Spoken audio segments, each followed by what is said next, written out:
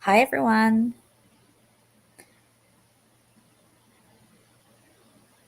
Oh, I don't know. Okay. I'm listening to myself as I speak, and there's a lag, which is going to be annoying. So I'm going to stop listening to myself as I speak. The reason I was doing that was I had headphones on because these bloody tree frogs have started again. And honestly, they drive me nuts. Funny story though, one of them got stuck in my pool the other day, and I literally wasted about 45 minutes trying to get that frog out. Like, it was struggling, it was tired, you could see it was like swimming around, and I was too scared to get the net and get it out myself. That's really a bit embarrassing to admit, but I didn't want it to die in there. And now it's back here making this terrible noise again tonight. Anyway, anyone who's just tuned in, this is not a channel to whinge about tree frogs. However, if anyone's ever lived with them outside your house when you're trying to sleep at night, they drive you nuts. Okay, welcome back, everybody. Today is just a little bit of a chill show because I already did a 2 hour show with Shibby earlier today, my time, or probably last night for a lot of you. And we dropped some bombshells, or a bombshell in particular. We'll talk a little bit more about that tonight. But I'd already rescheduled this show a gazillion times, so I thought I would go ahead and do it. But it is 10:30 and I'm fading. So what I thought I'd do is I'd still hop on for anyone who is actually coming to the show. But if there aren't too many people here, which I suspect there won't be at this time, then I will just say my few things and log off and go try get a good night's sleep.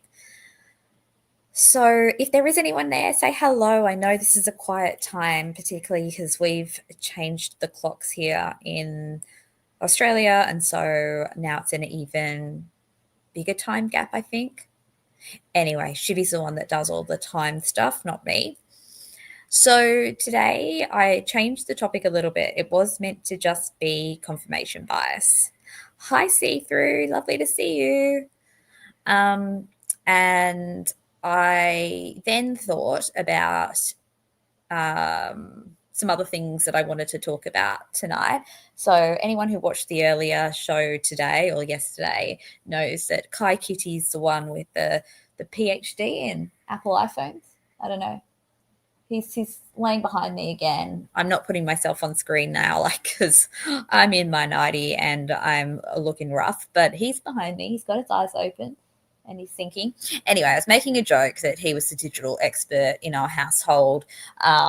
He's not, nor am I, and hence why my opinions continue to evolve when I'm looking at this data. And so today, for the little bit of time we're going to have together tonight, I'm going to talk about. Oh, he's got up and I was trapping his tail. Hi, sweetheart.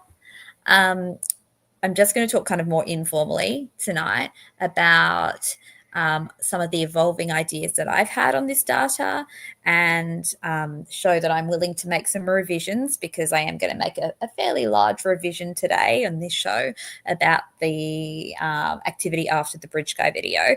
But also to talk about, I guess, just this general issue within this community, but maybe also the entire online space and society in general, which is the confirmation bias. So bear with me. We're going to go through this, and feel free to stop me as I'm talking. This is more of a casual show. So, yeah, feel free to chip in. You can probably tell the difference between me in the morning and the evening shows now, because I'm definitely a lot more chill now, not so sped up. Okay, so after the bridge guy video, revisions and evolving theories and confirmation bias in the Delphi case is what we're talking about today. So I've updated the disclaimer to this lovely, beautiful page where we've got that beautiful picture of Abby and Libby reminding us what we're here for, which is justice for them. And also on this channel, my take is justice for Richard Allen, who I believe is an innocent man who was wrongly convicted of this crime. Now, not everybody who watches the shows that I make think that, and that's totally okay. That's exactly what we're going to talk about today, how differing opinions are allowed. But yeah, everyone who watches knows that the reason I started to create more and more content was because I started to realize that there was a deep injustice here against an innocent man, as well as for these two girls. So this presentation is just for discussion purposes mainly, but a bit of educational purposes. The views expressed are my personal opinions and interpretations of publicly available information. Although I am a registered psychologist, I'm not acting in a clinical, forensic, or expert capacity in this context, and nothing presented here constitutes psychological assessment, diagnosis, treatment, or expert testimony. Clearly, I'm not a lawyer, legal professional, or digital forensic expert, and neither are my pets.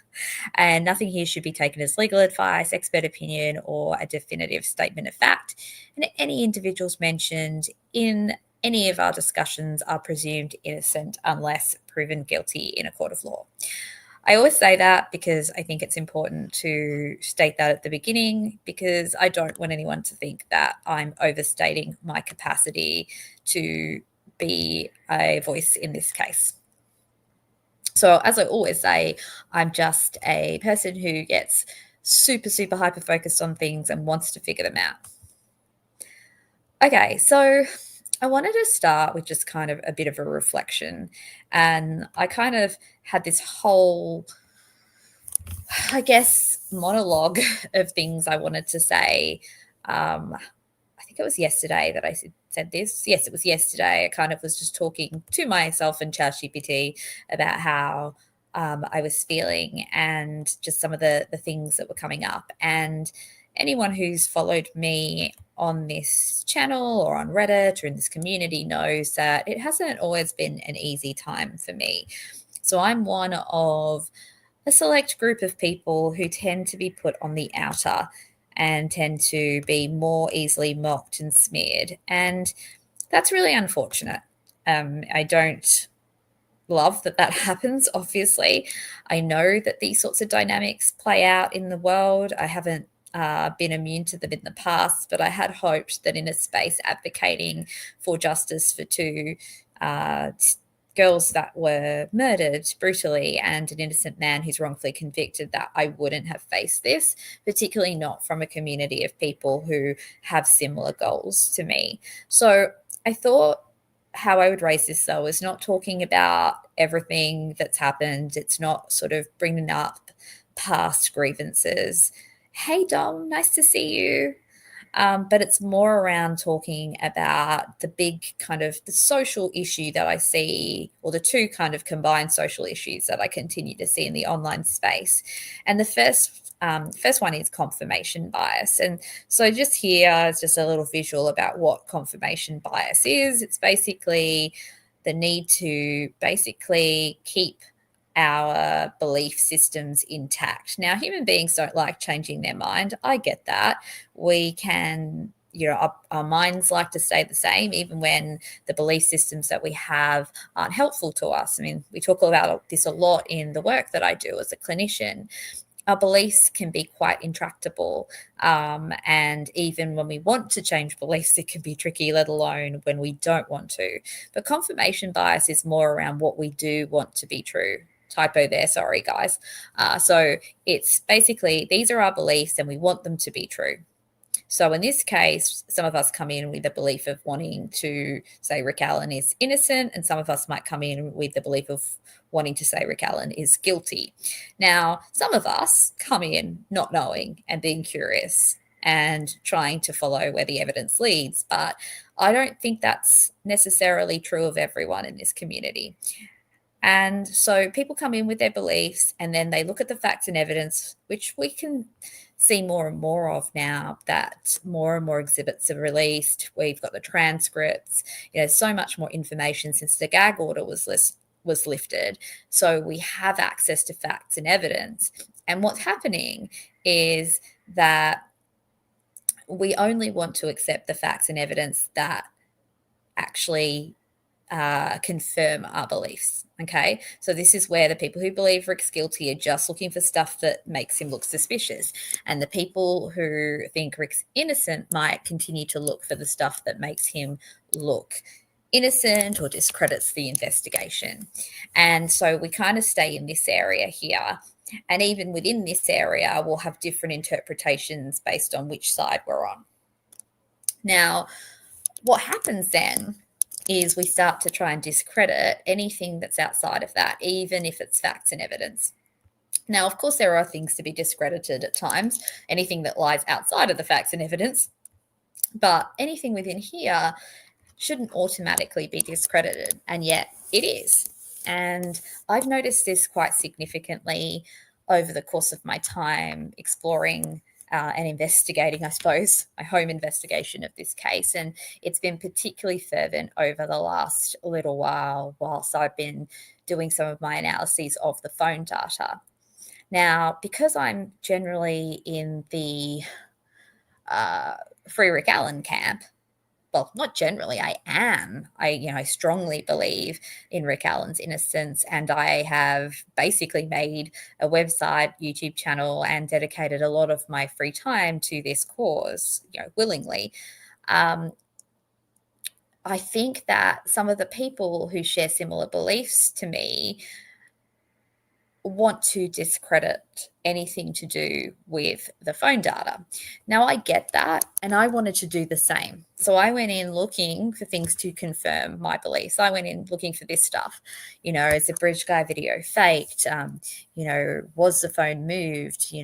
What's the timeline after the bridge guy video? Does it look like there's tampering? Does it look like there's evidence of other people that the girls are communicating with that could be the offenders? And I looked for a lot of that evidence. Some of it, I think, now is starting to uncover, but the idea of the police, I guess, tampering with evidence or deliberately kind of adding in or deleting evidence, that just didn't seem to fully weigh up with the facts. Yes, the investigation, I believe, in my opinion, it was poor, and it sounds like there's a muddle of different extractions. They certainly didn't get all the digital data they needed in this case. I can't see any evidence of any completely conspiratorial tampering factors in this knowledge C data that I've been looking at. Now, that doesn't mean there aren't any. Maybe there are. I'm open if somebody's able to show me them, but so far the facts and evidence don't, in my opinion, and through the research I've done, concur with that. There are some facts and evidence from that data that do show us more around what potentially did happen, and I think can potentially be helpful for the case for Rick Allen, as in against his conviction, so as in more exculpatory information. But I don't think that there's any direct evidence of tampering with the phone. Additionally, I don't think that the data shows that the phone was moved or placed in a Faraday bag. I believe that the phone lay where it was from 2:44 onwards. Now, that's not a popular opinion, again, in the Free Rick Allen side of the equation. And so, again, I tend to present some of this, and this is what continues to happen. Now, as you know, I'm always actually willing to admit some of my biases. And I think I freely tend to, tell on myself, I suppose, in the videos that I do. I'll say, I didn't want to believe Rick was guilty, or I wanted to believe the bridge guy video had some anomaly in it. And that's basically me being willing to consider this, being aware of this bias. Now, that's not because I'm some saint at all. It's just because I continually do work on understanding the biases within myself. I mean, that's part of the psychological work that I suggest people do, and I do it myself. Some of us would call it maybe like our shadow work. It's understanding the parts of ourselves that we don't really want to observe and acknowledge, the things that we see as unacceptable or unfavorable. I'd love to say I'm never biased, but of course I am. I think, again, as human beings, that's a natural process of our brain to fall into biases. And so we have to be really super mindful of them. And so I guess I've been criticized for that sometimes. So people have indicated that flip flopping is a sign of a lack of credibility, which I guess what I'm saying here is the opposite of true. It depends on what the flip flopping is about, I guess. If you're flip flopping just because you're going with a dominant narrative or because you're doing what somebody else tells you uncritically, well, then sure, I can definitely see how that would give you less credibility. But if the flip flopping is because you're following the data, then that's just analysis, critical thinking. And that's what I've continued to try to do. But I'm hitting a wall at times when I talk to people online. And obviously that's not the people who engage in my community consistently. I know you guys are all open-minded, and whilst we will agree to disagree, there isn't that rigidity and there isn't that pushback on my ideas. And when I say pushback on my ideas, I clearly don't mean like us debating. That's not pushback. I mean discrediting, and I mean ignoring. And discrediting and ignoring is not disagreeing. It's basically saying, you're wrong. That's ridiculous. You don't know what you're talking about. You're not credible, and basically smearing. And it usually comes in a much more disrespectful way or complete erasure. So I hope nobody ever feels that in this community. If you do, please let me know, because I'm absolutely willing to discuss if you do feel that way. I will challenge and I will say, well, no, I don't agree, and this is what the facts are. But I will hopefully always do that with respect and warmth and try to, um, explain why I disagree rather than just outright assuming you're wrong. And I think, unfortunately, that's what I've observed happening in this community. So a good example would be that I tend to watch all creators that are talking about stuff that I'm talking about. Not all, obviously. I can't watch every single channel. However, with Delphi, there's not many channels now that are talking about this stuff. So I'll watch particularly the ones that are current, but even sometimes go back to past videos that people have had on things to try and kind of understand all angles. And yet I feel consistently there are people who talk about these same issues as me and either refuse to engage with anything that I present, or maybe they hear it and see it but just refuse to even give it an opportunity for consideration, I suppose. And so it's unfortunate, because I think it just means we get stagnant, because I think teamwork is exactly what the community needs. And I know that people within this community, in my chat here, and some of the people that I do kind of speak closely with, we do tend to collaborate, even if we're on opposite sides of the spectrum in terms of our beliefs. So anyway, I just wanted to kind of call that out. Sometimes it does feel like you're working against a tidal wave. And generally, if ideas aren't being accepted, I'll look at them again and think, is there something that is awry with the idea first before suggesting it's confirmation bias? But I think I'm just seeing this repetition over time. And this kind of aligns as well. Groupthink, I've spoken about this before. I think there's a huge tendency for groupthink, particularly in this community, but I'm sure in other online spaces. Basically, it's this desire to belong or keep the peace that's become stronger than the need for critical thinking and the truth. So you tend to see people staying silent because they want to avoid conflict. They don't want to be labeled as difficult. They don't want to be rejected. And even when they notice problems, they self-censor. And basically, I get that, because when I disagree with some of the more dominant voices, it's really been punished. It's been punished with mockery, with nastiness and cruelty, with smearing. And it's a really uncomfortable space to be in, to the point where there have been times where I thought, why am I even doing this? Like, what's the point? But there are two things. One, I never give up.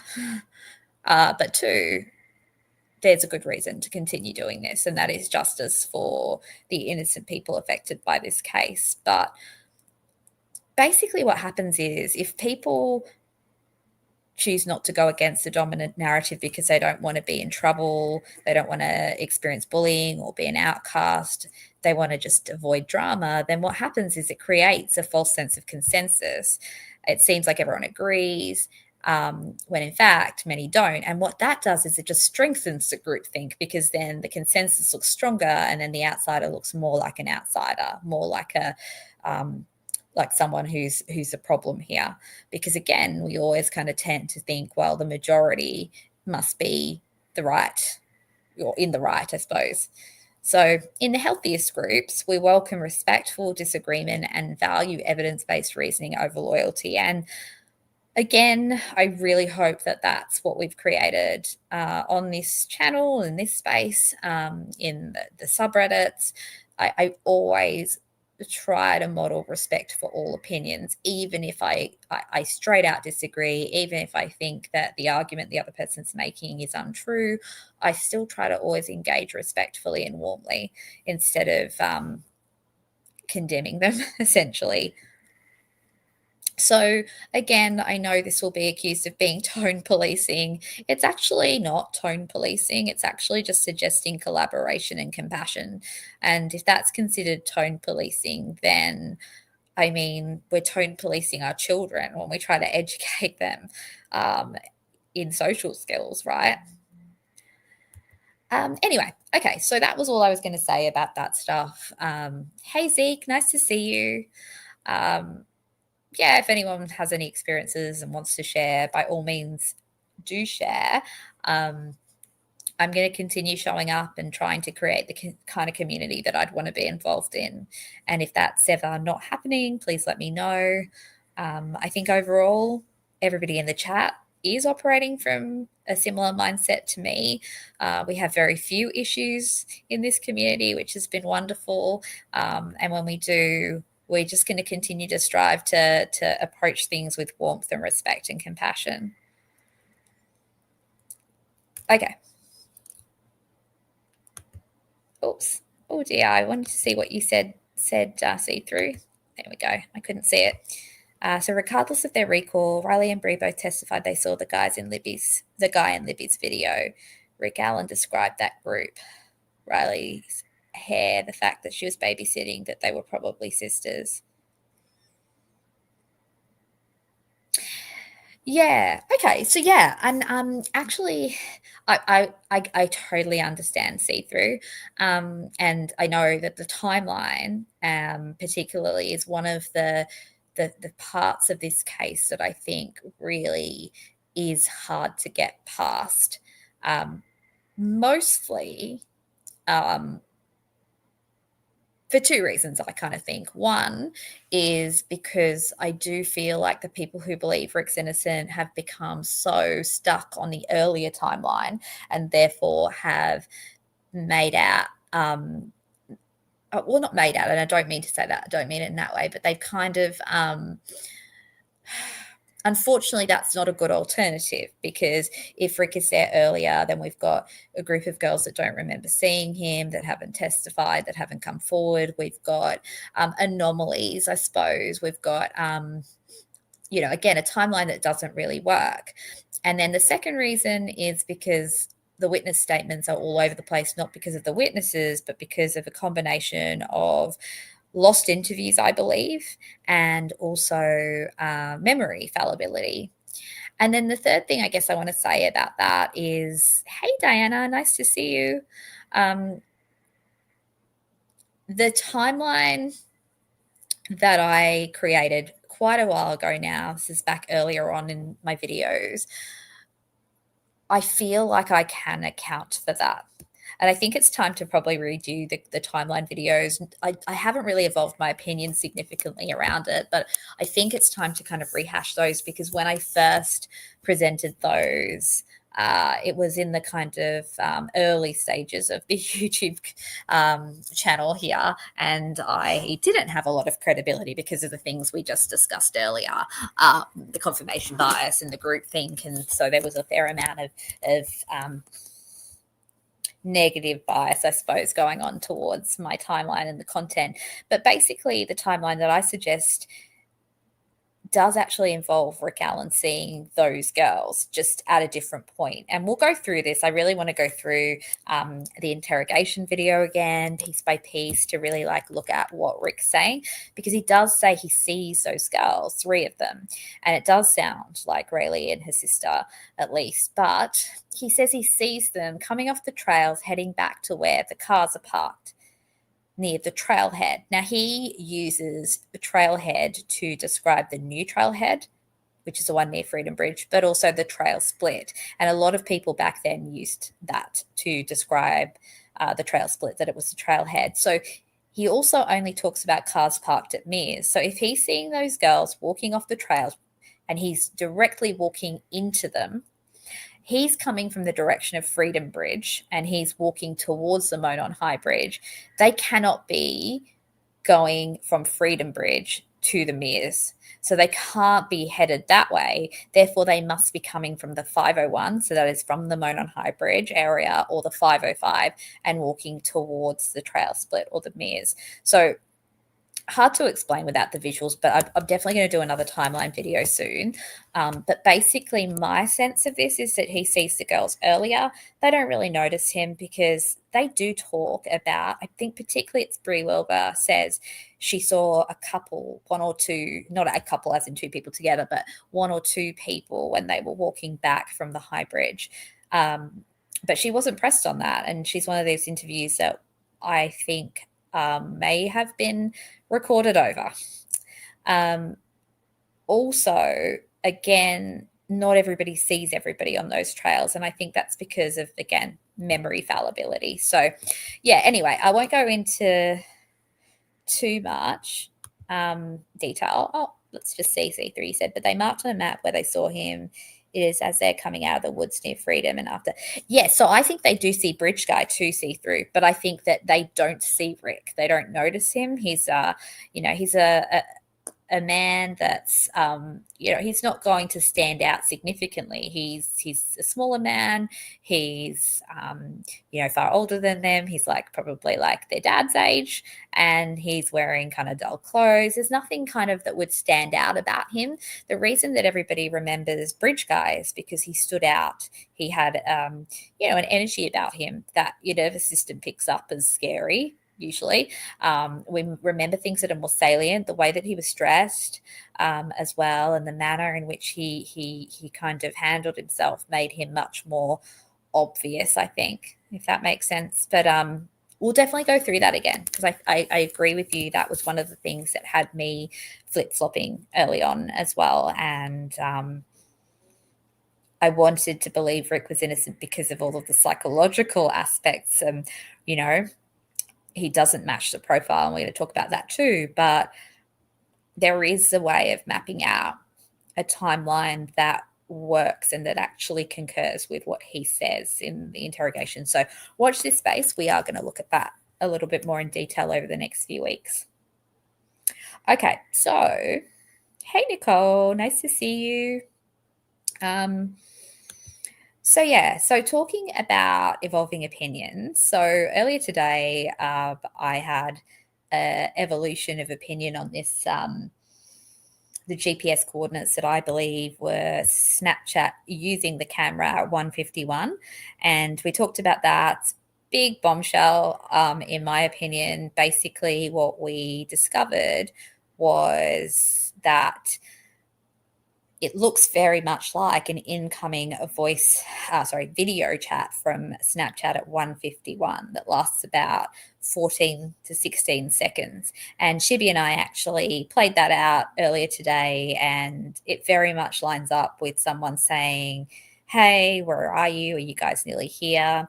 The fact that that marries up with really Betsy Blair sees the younger looking guy on the bridge looking for someone as though he's looking out for someone around probably a minute or so after that call. It really starts to make you wonder if the girls were speaking to somebody who was on the bridge that they were meeting. Now, the reason that's a bombshell is I've never heard about that. I've never heard anyone talk about them having a call while they were on the trails, particularly a video call, because that could potentially give a lot more information about what was happening with the girls that day. and it potentially could be the person they were meeting up with. Now, that is relevant to Rick because does anyone really believe that Rick was video calling the girls on Snapchat? I mean, I think most of us would agree that doesn't sound believable at all. Anyway, we're going to go into that in a bit more detail in a minute too. I think that that's going to be a mainstay for the next little while because I think it's a pretty big topic. I did actually send I sent a little synopsis of that along with the video to Andy Baldwin today. And I don't expect that he's going to watch a 2-hour live of me and Shibby, but hopefully I got the gist of what happens across, and I will try to make a shorter video, a more succinct video soon. But I think it's really relevant. So we will talk about it a little bit today, but it's going to be covered a lot over the next little while. Hey, Cryptex, how are you doing? Well, actually, I guess while we've got a few more people in the chat, what do you guys all think about the 151 video call? Do you think that it is a call?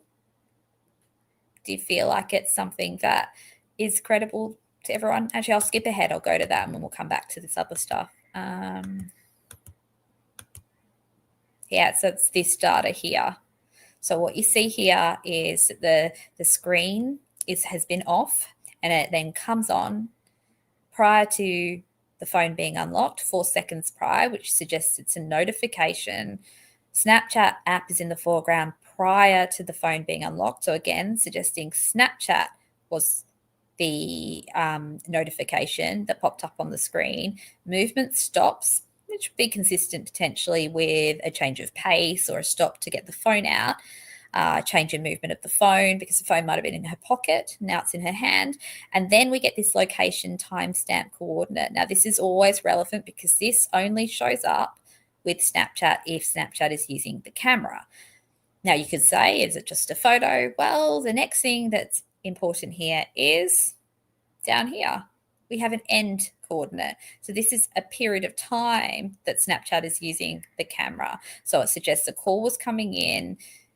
They unlocked the phone to answer it, spoke to that person. The screen goes off earlier than the end spot. That's not weird or unusual. That's just because this can lag a bit. We've talked about that before. But basically, it's about, what did I say it was? I think it's like a 16-second call, which Shibby and I did practice role play today. And it absolutely concurs with someone having a brief chat to say, hey, are you guys nearly here? Yep, we're just around the corner or we're just a minute away. And the timing is so important here because this is the timing a few minutes before Betsy Blair sees who looks like a younger bridge guy standing on trestle 1 as though he's looking for someone, as though he's waiting for someone. And the girls would literally about 2 minutes behind her. So see through, we can't be sure, but given the order of this, it looks like it's an incoming call because you notice the screen goes on and Snapchat in the foreground prior to the phone being unlocked. Now, as I said, then the times can be a bit fiddly. Like this is laggy, for example. Is that laggy? Maybe, but when you look at the overall sequence and pattern of Snapchat events, which I've definitely been doing over the last little while. I've been looking at all the different entries, particularly from that day, and trying to kind of figure out patterns.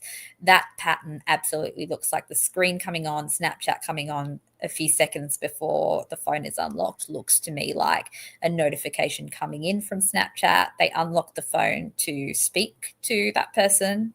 Same time movement stops and starts again, which is just means that the phone probably changed position or the pace changed. And then we get this location timestamp as well. So to me, it looks like they've answered a call on video. So I think that's super relevant because whoever they're talking to on the trails that day, we haven't heard that they had a phone call on the trails that day.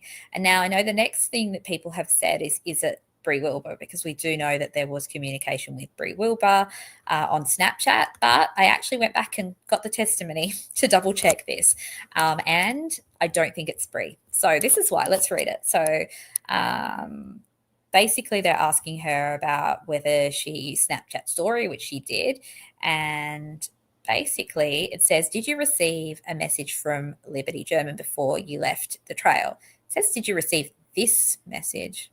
I don't know if they're showing her a message or but I have to look at it in context. And then she says, yes, we were still on the trail when she messaged me. So it can't be the 151 anyway, because the girls are seen leaving the trail by Betsy Blair prior to 151. But also it's a message. It says, okay, when you responded, what did you say? I told her no, we just left maybe 10 minutes ago. And so when you were saying 10 minutes ago, you're wrong. Anyway, basically you can see that this is a message dialogue here, and it was started by Libby. And this corresponds with some of the Knowledge C data that we've seen slightly earlier. I think it's about 141 or around that time. So you can definitely see an indication that's around the time that those Instagram photos pop up as well in the cache, which I believe are Brie Wilbur's story on Instagram, because they match sort of photos that you would expect Brie to have taken from where she said she went that day, and also the timing and the scenery. So I don't believe it's Brie Wilbur. Who is it? Who is she speaking to? Or who are they speaking to? Really also important, the offender, if they're involved with this Snapchatting person, may have thought in 2017 that because they're using Snapchat, there'd be no log of any calls and messages. And that is true on the surface, because there isn't a log. If you log into Snapchat in the app, you won't see these things because they do disappear. That's the whole point of Snapchat. The only way that these could be accessed is through Knowledge C showing that they were there, but more importantly, through a subpoenaing Snapchat and getting that information, which I don't think law enforcement did in this case. But I think what we're seeing here is that the reason why the offender may not have been worried about Libby's phone, because they thought they were okay. They're using Snapchat. Snapchat isn't traceable, but it is. Unfortunately, it may not be in this case, but at the very least, if we can show they were speaking to someone who never came forward, that shows that, or potentially suggests something pretty suspicious, right? And again, I don't think any of us would believe that Rick Allen, whose phone didn't show up on the trails that day, was Snapchatting on a burner phone and video calling Abby and Libby. Because if he were, why on earth would Abby and Libby go, oh, yeah, okay, we'll meet a 44-year-old man on the trails? Like, that doesn't make sense. So if it's a catfish, then you would expect that they need to at least look like they're younger, or the person that they're planning on meeting. But I don't even think it's a catfish here. I think this is someone they knew and trusted, that they were communicating with, hence the video chat, hence the fact that they were willing to willingly meet that person. And I believe they did meet that person at the bridge, and he walked ahead, perhaps, hence why he's not in the photos. And that's why Abby looks quite comfortable in that photo. So it's really interesting, because this to me now rules out a lot of people. I suppose not a lot of people, it doesn't rule them out, but I think it's quite suggestive now that whoever was potentially calling them and meeting them on that first platform of the bridge is unlikely to be Rick Allen. I think it's also unlikely to be Kegan Kline, or anyone who they could obviously see is not the person that they were hoping to meet. I've got more that I'm going to talk about around victimology and more forensic site kind of stuff around catfishing, and why, again, I feel like it's unlikely. But yeah, I mean, I know that it's a massive coincidence, and I totally understand why the Kegan Kline angle has been looked into. I've always been a bit dubious of it for a few reasons, but we'll talk about that. And I know Cryptex, you're very knowledgeable about the Kegan Kline stuff, so perhaps maybe we can have a chat about it together at some point if you're willing to come back on on my channel, we can definitely have a chat about Kevin Kline and have a respectful debate, as we were talking about before you came in, around confirmation bias. So Cryptex is absolutely someone who I've found does not fall prey to what we were talking about earlier in terms of confirmation bias and groupthink, and that's why I very much respect Cryptex's channel and really appreciate him being willing to come and chat to me. Okay, so yeah, I mean, so that's kind of the 151 phone call. We'll talk a lot more about it, and you guys can watch the live with Shippy and I earlier today. I will, like I said, try and do a briefer video. I'm going to work on a document as well to share. I did make a document that helps read the knowledge C data, a working document that I've kind of made along the way as I've tried to learn it, but I thought that I should also make a document of all the various findings that are evolving from the knowledge C data. Now, one of the things that I've come across as well, I'll go back to my changing, evolving ideas in a minute. That's not about this, but we'll go back to that. But one of the things that's come up as well is that this data is a summary. The knowledge C data, the spreadsheet that a lot of us have been working off, or the exhibits, are a summary. And oops, I'm just going to open the slide. That's true. It is. It is a summary. It's true that there would be full Celebrite Axiom export that would be hundreds of pages, like 200 pages. But that doesn't mean that there's missing evidence here. What would be in those pages would mainly be system metadata, file hashes, directory listings, technical headers, the packaging, I guess, so to speak, not the story. So there could be more information in those lengthier documents, but whether that information is actually going to be useful in behaviorally kind of understanding the data, I don't know whether that would be the case, at least not from the research I'm doing. Because what matters for understanding the phone, I guess from our perspective, the people who are trying to piece together what was going on, what happened, and whether, bridge guy video, etc., is kosher, is more what we see in the knowledge C summary tables. So it's the real kind of record the real behavior, like screen on and off, apps in focus, battery level, movement, location. So it's unlikely, from my understanding, that in that 200 pages there are more events, because how do they decide which ones to summarize, right? Now, I know people will say, well, this is a very flawed investigation, so who knows? Yes, I agree. However, I do believe that the defense had the full exports, and I don't know, did Eldridge have the full exports? I'm not sure about that, but regardless, it wasn't hidden from the defense as far as I'm aware, unlike allegedly some other things. So yeah, everything else in that long report would be sort of background verification, not necessarily new or different evidence. So even though we're working off that spreadsheet, it doesn't mean we're missing the important points. And as I've said repeatedly, that spreadsheet to me doesn't have any anomalies when it comes to big, large gaps of data that can't be explained. So to tamper with that data, whilst it would be possible, and it's my understanding that the verification hash or whatever they're called was not available to Eldridge, and that is concerning. I think it's a mess because they did multiple extractions, different tools. I don't feel as though the ISP forensic people who looked at it, I suppose, necessarily were across everything. And I mean, gosh, I'm not one to judge. I'm not a forensic expert. However, there are things that I've found through the research I've done at home as a layperson that didn't seem to have been done by Cecil and Bunner and the like. Now, again, not suggesting that I would have done better in their position. I don't know. I don't do that job. I have different skills, but maybe the different skills can sometimes help, because it seems like sometimes if we just take a sort of technical surface level view of things, sometimes we miss the nuance that can be added by context. And I think there's a lot of context when you really think about real world life, what's likely to be happening at those moments. And that's kind of how I've approached this data. Not trying to suggest that I'm more capable than them, but I do feel as though I've poured hours into this in a different way, I suppose, to maybe what a forensic expert might do. And I come at it from a behavioral perspective and a psychological perspective, as well as lived experience using a lot of social media as well.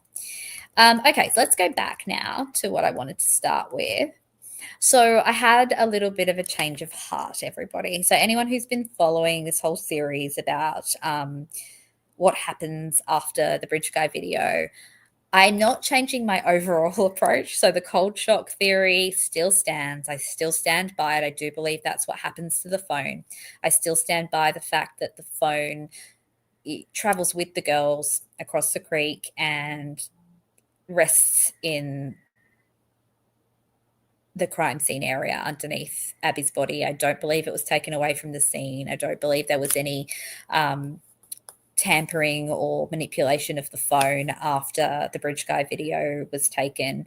But the thing that I have probably changed my mind on after doing a little bit more research is I no longer believe it's necessarily a water splash. Now, we do know there was no water damage identified in the phone. That doesn't mean there couldn't have been some water on the screen and things like that.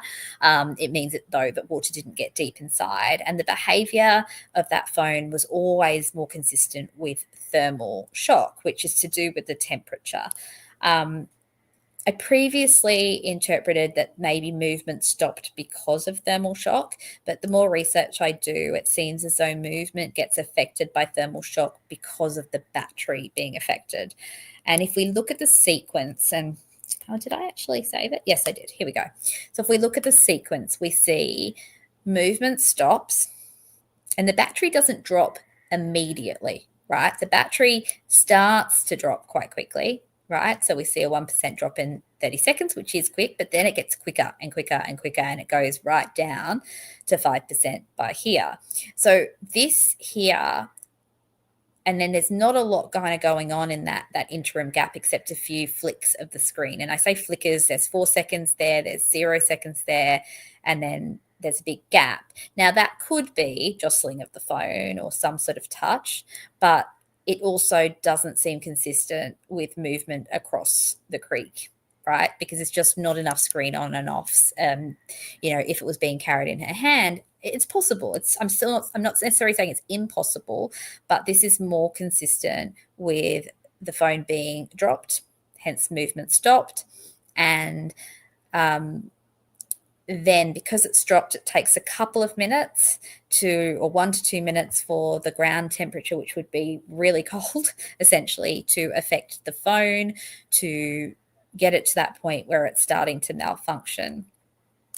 So it's not necessarily, like I said, it's not a massive change. And it's not that I'm saying that because I want to stand by it, because I don't want to evolve my opinion, but more because, when I look at it, it's hard to tell for sure. But I do believe now that the movement starting again and stopping again here is genuine. I don't think that the movement is as affected as I originally thought by the cold. It's the battery that's more affected.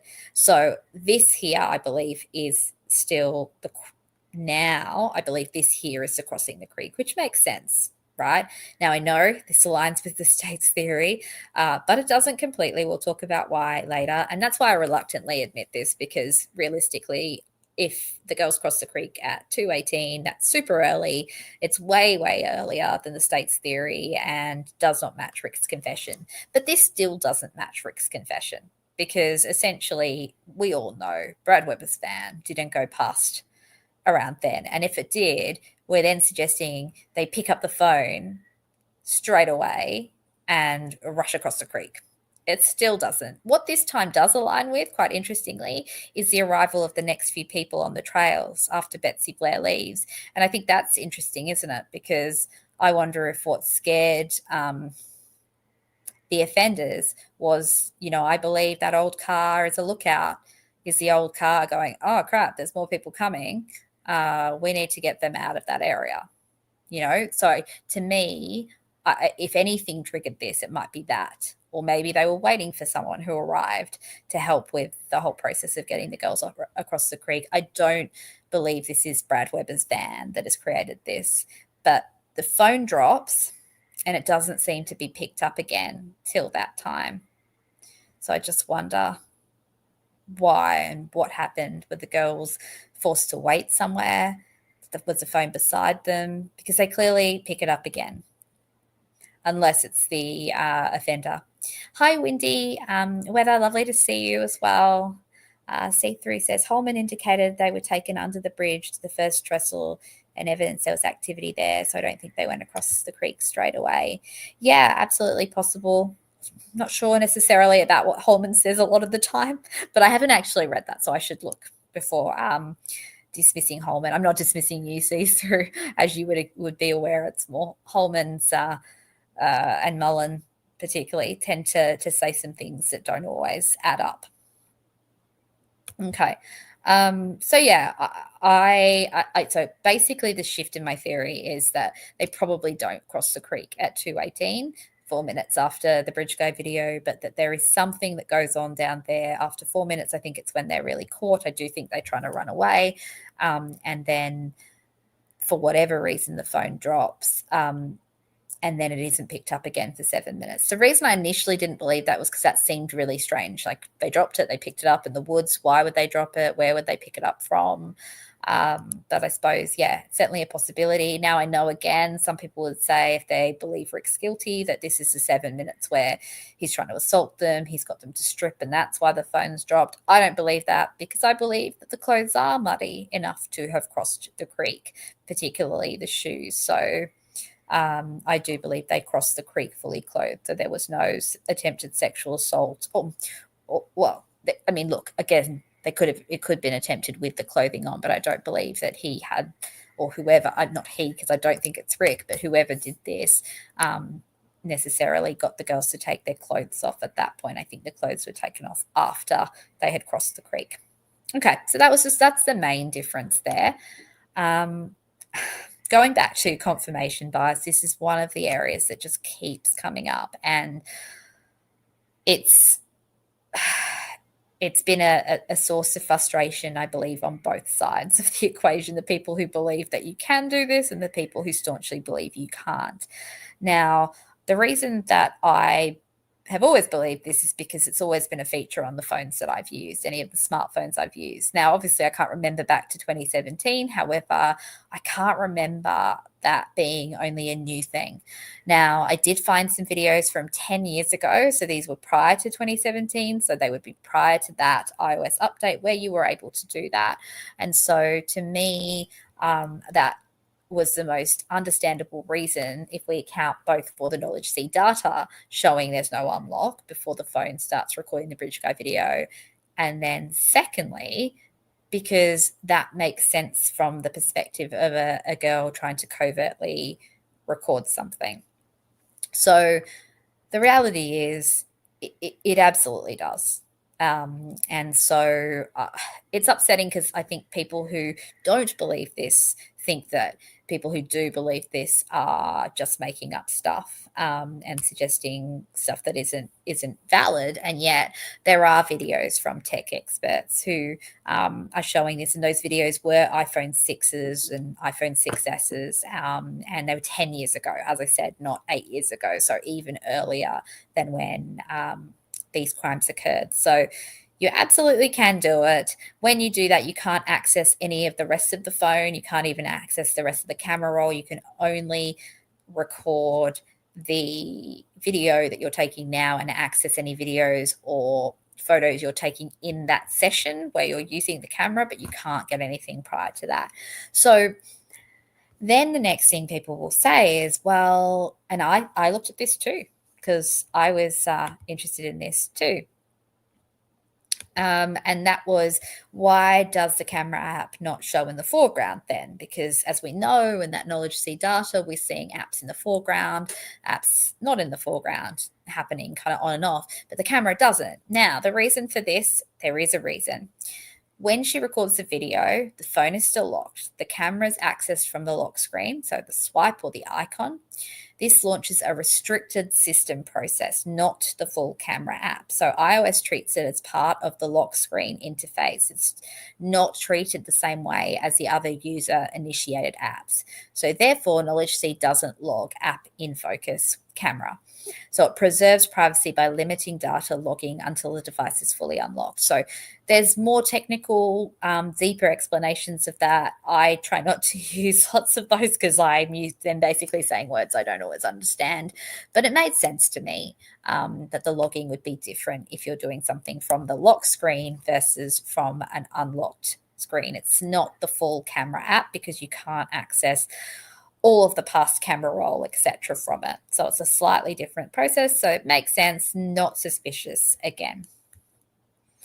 And this is really just, again, reiterating something that I believed for a while, but just I talked about this in the video earlier as well today with Shibi. We see the final screen on and off event occurring the off event occurring at 5:45. And after that, there's no further screen activity. So to me, that's an indicator that the phone is no longer showing screen on and off. Now, I did speculate, could that just be in a really low power state? I don't believe that iPhones, from what I read, have that really deep sleep state. Also, we know that the battery is already below 5% before that, I believe. I've forgotten the data now. Let's go back. So it's already hit 5% at 2:37. So it can't even be that the battery drops below 5%, because I know obviously things can change sometimes when that happens. That happens on my phone all the time because I forget to charge it.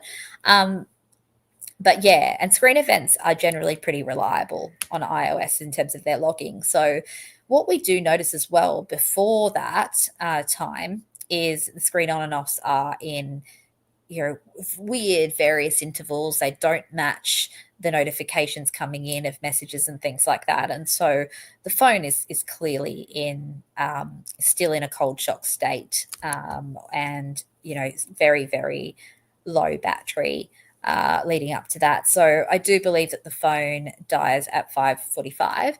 Now, people will say, but we see data still after that. And that is true. You do see data on the Knowledge C log. I'll actually pull it up now, if I can. Give me a minute. It's not loading. Oh, here it is. Okay. So we'll share this tab again. Now, if anyone wants to see this data set, it's not mine. This is the one that Yellow Jacket shared on Twitter. So if you look at Yellow Jacket on Twitter and you scroll through or search her Twitter feed, you can find this. So if we go down to the later stage, so we can see, I think this is me doing a typo here, by the way. It's got an extra few letters, ignore that. But so you see the screen on and offs are still happening. And then at 5:45, go right down, we see call background, call background, call background, and all this whole sort of stuff that goes on, and then screen off, and then there's timestamp, disconnected, all of this sort of stuff. Now, a lot of this, I believe, then are artifacts that get refreshed after the phone is rebooted again. Hey, Unindicted, lovely to see you. That's okay. Feel free to catch up. I'm just like doing a few little sort of corrections of my own errors and some of the things that I think people ask about, trying to kind of continue to update our understanding of this data, which is so difficult to do. So yeah, I guess, so going back to this, I was just going to say, yes, this is the other thing. So the Knowledge C data probably stops at 5:45, but the later crash report entries mentioned I've got mentioned by Wood. I think All Eyes was talking about this. There are potentially other pieces of data that suggested crash reports. They would come from other iOS system logs, not from the Knowledge C. I wouldn't have a clue how to read those. So thank goodness there are people who can. But they would confirm the same thing. The phone shut down after 5:45. They just record it at the kernel system level, not at the user behavioral level. So the burst of text that so they're two separate things. I think crash reports are something else on some other reports that I haven't looked at personally, but I think if they are there, which I think is what I was reading on Twitter from my very limited understanding of digital forensics, then they would just back up what we're already saying here, that the phone was most likely shut down, powered down. I guess it powered itself down. It died after 5:45. Now, remember, we won't see that on the knowledge C log because the phone was turned on and off, and that gets rid of some of that. They call it something, and I forgot it last time on the live, and then I remembered it in between, and I've forgotten it again. Anyway, okay. So yeah, anyway, basically the volatile data then disappears. So this would be one of those things. So we'll never know when the phone's been powered on and off again because it's been powered on and off at other times, if that makes sense. Okay.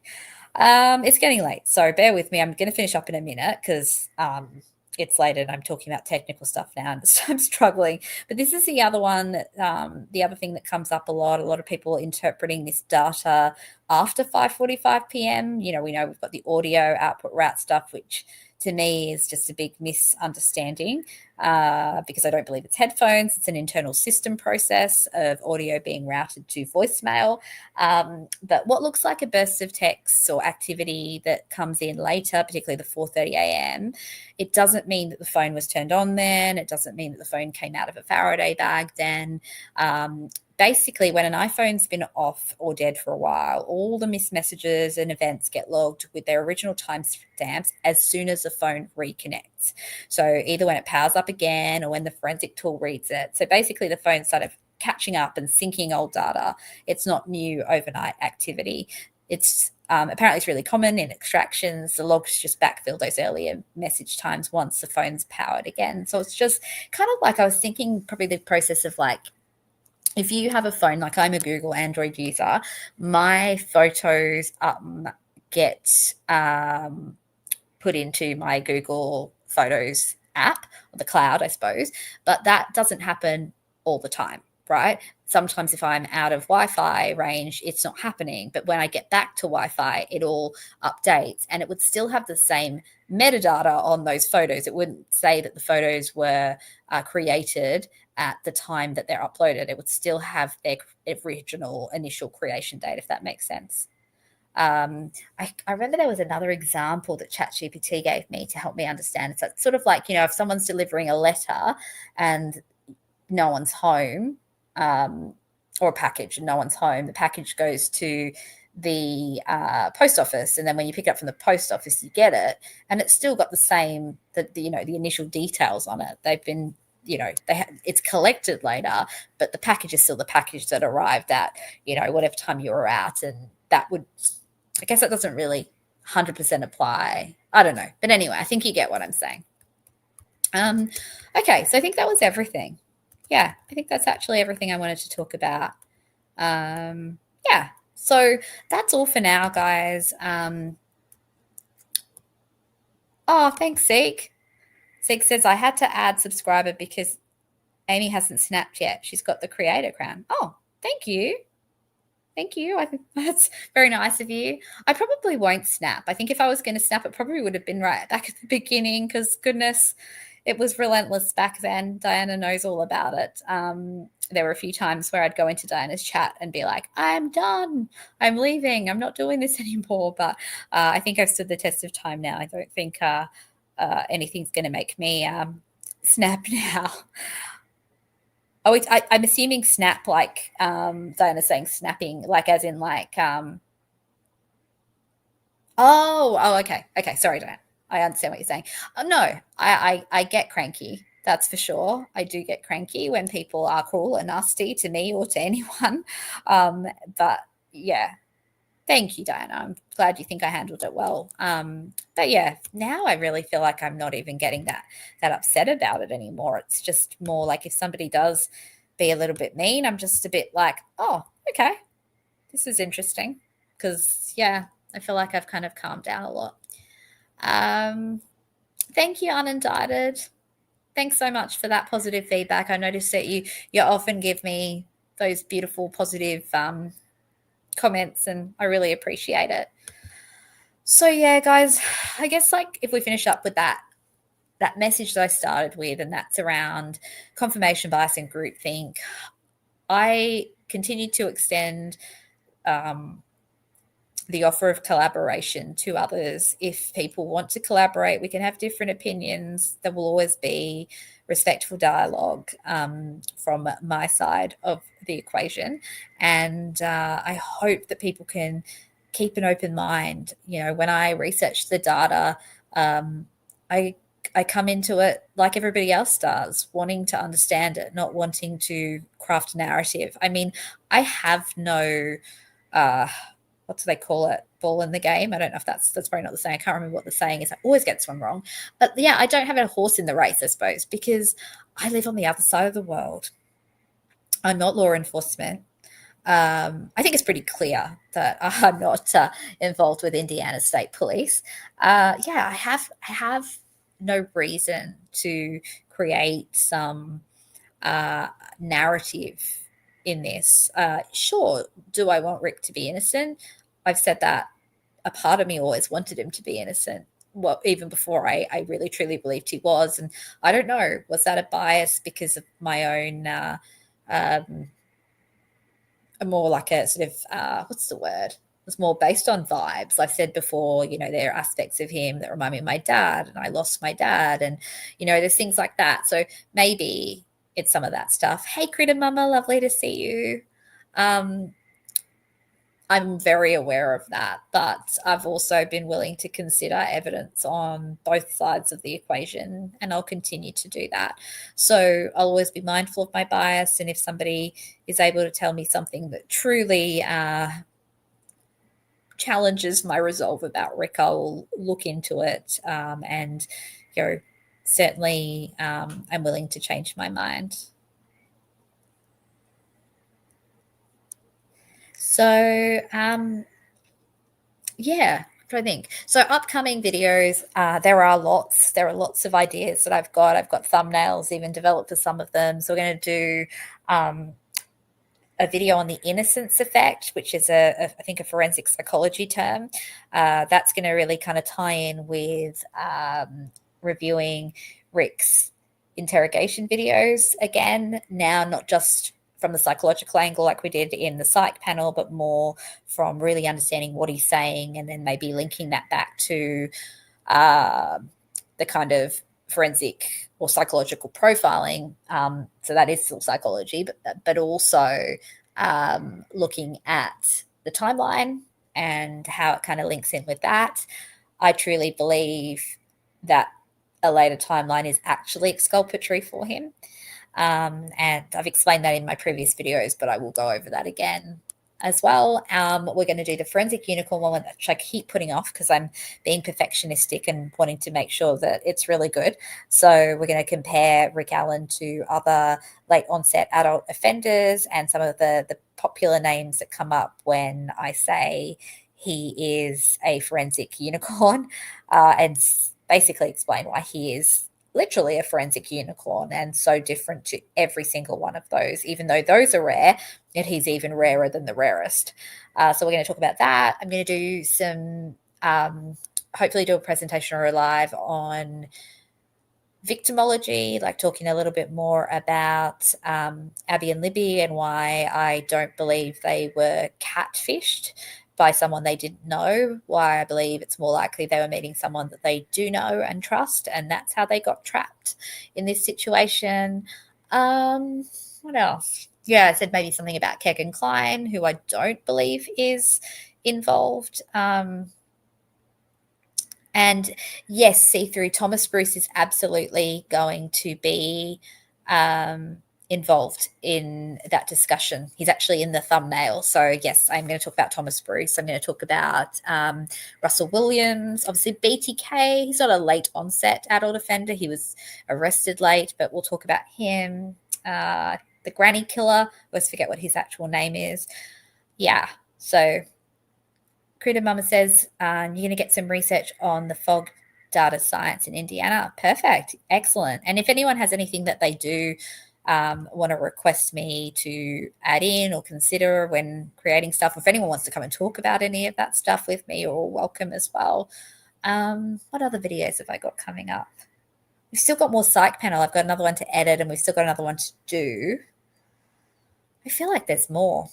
I should look at all my thumbnails. But yeah, I've got so many ideas. I've constantly got ideas. It's like just when I think there's no more to say about Delphi, there's more. Let me see. Just going to see if there's anything else that I've got here. I think that's all of them at the moment that I've got planned. Yes, Glover. That's right. John Wayne Glover. That's the granny killer. So yeah, we're going to do comparisons to all of them. That might be a series because I truly believe that's going to take a lot of time up. We've got a fair amount to cover of all different offenders just so that we can completely eradicate that belief that Rick Allen is like any other adult offender. Because spoiler alert, he's not. He's not. The chances of Rick Allen being the offender of this crime are so minuscule that there is nobody in history that I can find that matches Rick Allen and has committed a crime like this. Even the people who are rare, like the late onset adult offenders, do not match Rick Allen. Rick is literally I could even go as far as saying pretty much the opposite of a lot of those offenders. But even if not the opposite completely, I don't know, maybe. Am I overstating that? We'll have to see, but he's certainly not at all akin to them.